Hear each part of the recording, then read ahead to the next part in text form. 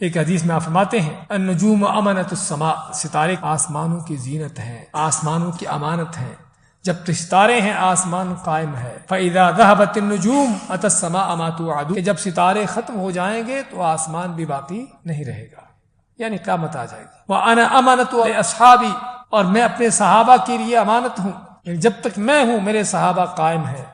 فَإِذَا ذَهَبْتُ أَتَى أَصْحَابِي مَا يُوعَدُونَ، اور میں جب چلا جاؤں گا دنیا سے تو میرے صحابہ کے اوپر بھی فتنے آ جائیں گے۔ اور واقعی ہی نبی کریم صلی اللہ علیہ وسلم کے دنیا سے جانے کے کچھ عرصہ کے بعد ہی فتنے اور طرح طرح کی چیزیں شروع ہو گئی۔ اور فرماتے ہیں اصحابی امنۃ لامتی، ہاں جس طرح ستارے آسمان کے لیے حفاظت تھے، نبی کریم صلی اللہ علیہ وسلم صحابہ کے لیے حفاظت تھے، تو صحابہ کون ہیں؟ اس امت کے لیے حفاظت ہے کہ صحابہ چلے جائیں گے تو اس امت پر بھی فتنوں کے دروازے کھل پڑیں گے۔ فَإِذَا ذَهَبَ أَصْحَابِي أَتَى أُمَّتِي مَا يُوعَدُونَ، کہ جب صحابہ چلے جائیں گے تو میری امت پر بھی پھر وہ فتنوں کے دروازے کھل جائیں گے۔ صحیح مسلم کی اس حدیث میں آپ نے ہمیں اس بات کی تنبیہ کی کہ صحابہ کا اس امت کے لیے کیا مقام ہے، ان صحابہ کی اس امت کے لیے کیا حیثیت ہے۔